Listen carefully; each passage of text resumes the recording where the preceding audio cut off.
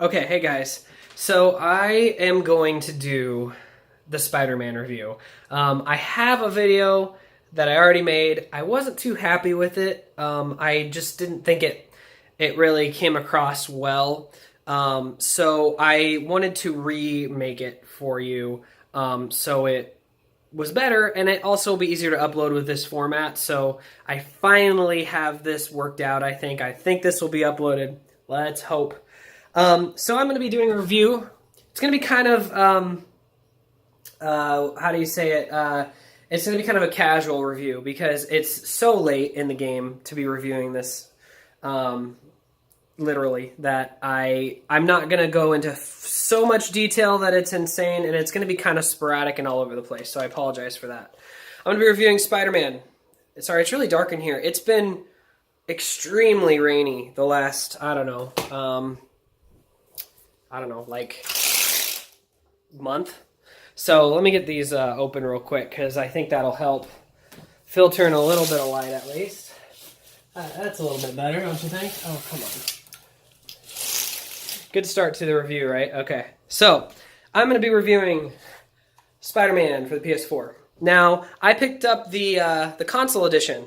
Console, if you can see. I got a controller, and then I got where's that? Can I get a good shot of it? It's kind of dark. It's right here. The Spider-Man PS4. Now I picked it up at midnight. Well, 9 o'clock midnight. I didn't really pick it up at midnight, but the night before. And this controller is not the controller that comes with the console. I have been told through multiple people that the Pro controllers tend to have a weird charge to them where they don't really last very long. I just got out of a job where I built up points for my customer service records so I could go to their website and I could use those points to buy things. And I didn't know I had it. I've been working there a long time. So I was able to buy a few things. I bought a couple movies and stuff like that. But I got this because I thought it'd go well with the console. And it looks pretty good with it too. It's the same color red and everything. The actual controller I actually have just on display. I'm not going to show it to you because it's kind of buried. But I put it in the box that controller came in because that I'm just going to use as kind of a collector's item. I'm not even going to use it. Let's see here. I got, what I can show you, it is insane. This, I need to clean this room. I should have been more prepared for this, huh? I was a little more prepared when I did this review originally, but, you know, whatever. So, I got the console box right here.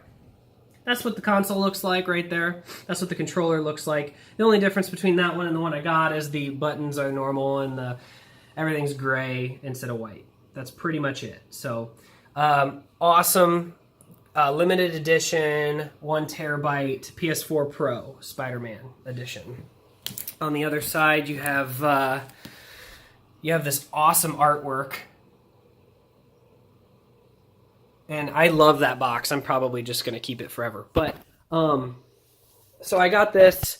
The reason I got it is because my original PS4, which is just a regular old first generation PS4, the buttons started to not work on the sensors. I fixed it in the end, but I was like, you know, maybe it is time for me to get a different one. I've always wanted a Pro. I have a lot of games that look good with a Pro. I have the TVs compatible with it. So I said, let's upgrade. So sold a bunch of stuff, and I was just going to get a regular one, and then I realized they're coming out. It was like right around the time they announced the Spider-Man one, and I thought, you know, maybe I should just get that. I mean, it's going to be a few months down the line, but I'll have my other PS4. I fixed it, so that'll be good.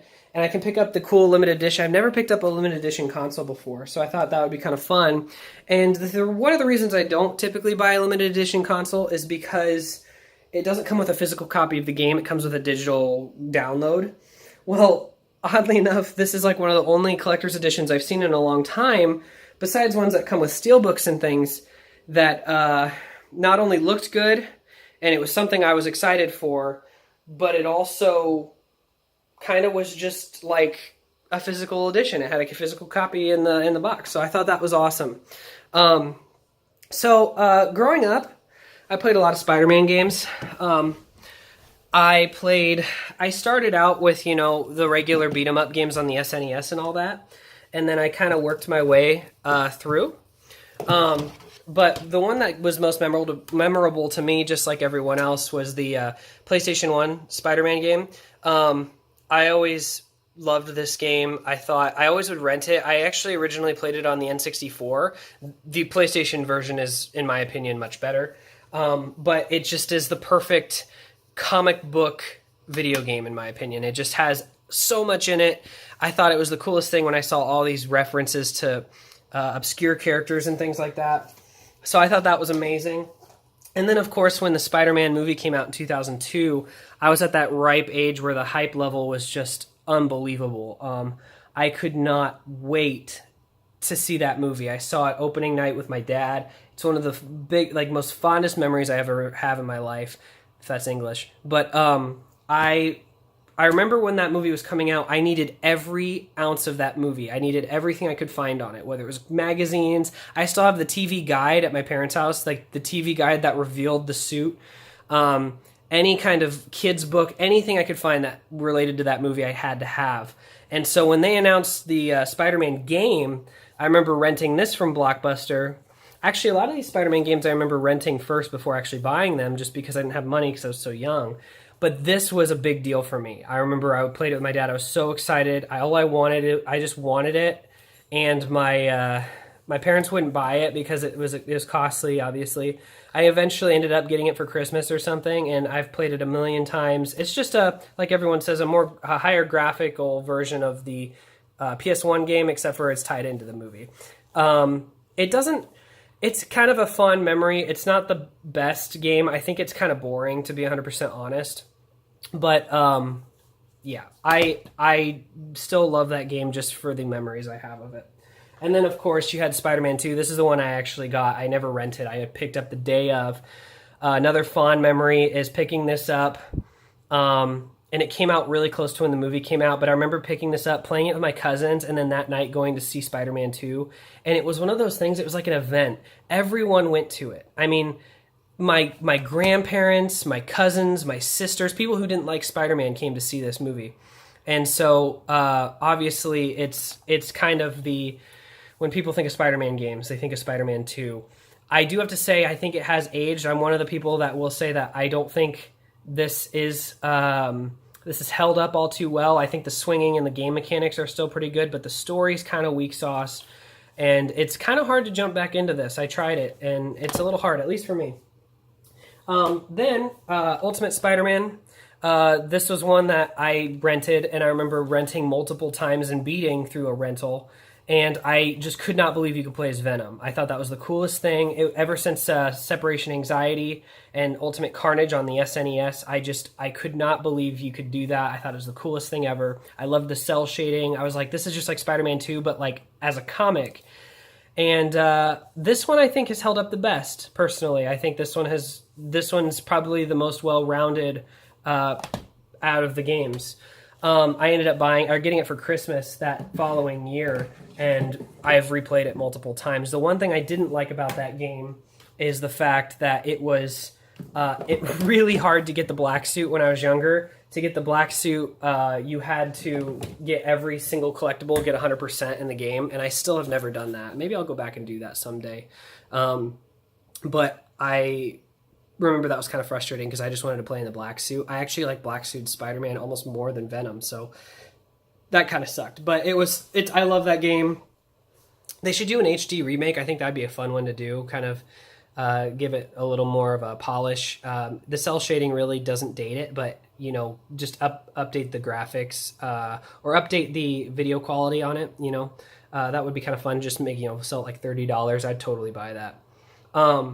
But I've played, Spider-Man 3. I never played Friend or Foe, but I played Spider-Man 3. I played Web of Shadows. I've played Amazing Spider-Man 1 and Amazing Spider-Man 2. I don't have any of those. I used to. Spider-Man 3, I played originally on the Wii, which I actually enjoy more than the 360 version because the graphics on the 360 make it look worse. And the Wii, you don't expect good graphics, and you could switch between the black suit at will, which I thought was amazing. But it wasn't a good game. Web of Shadows, I really, really enjoyed. I thought it had some of the best swinging mechanics since Spider-Man 2.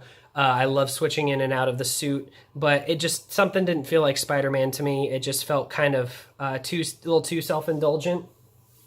And then you had Amazing Spider-Man 1, which I actually really liked when I played it originally. I was really hyped for that movie, and I really liked the game, and I played a lot of it.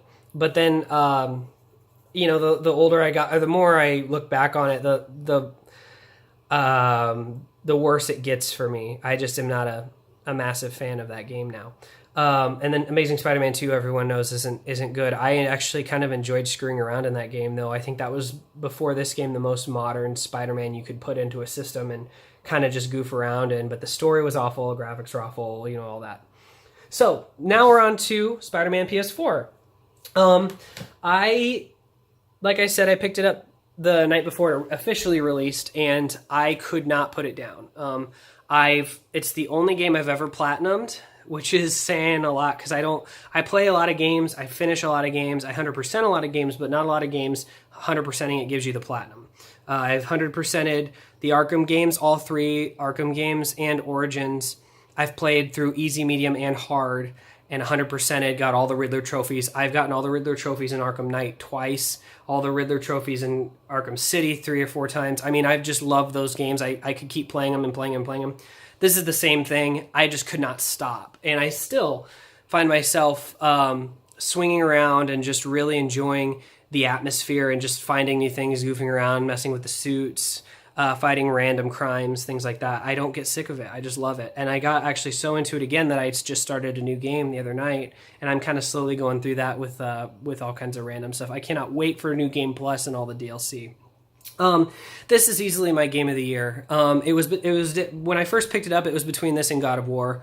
God of War is amazing. I think overall it's a better overall video game. I think if you compare them, and especially when you look back years to come, I think God of War will be more remembered for that.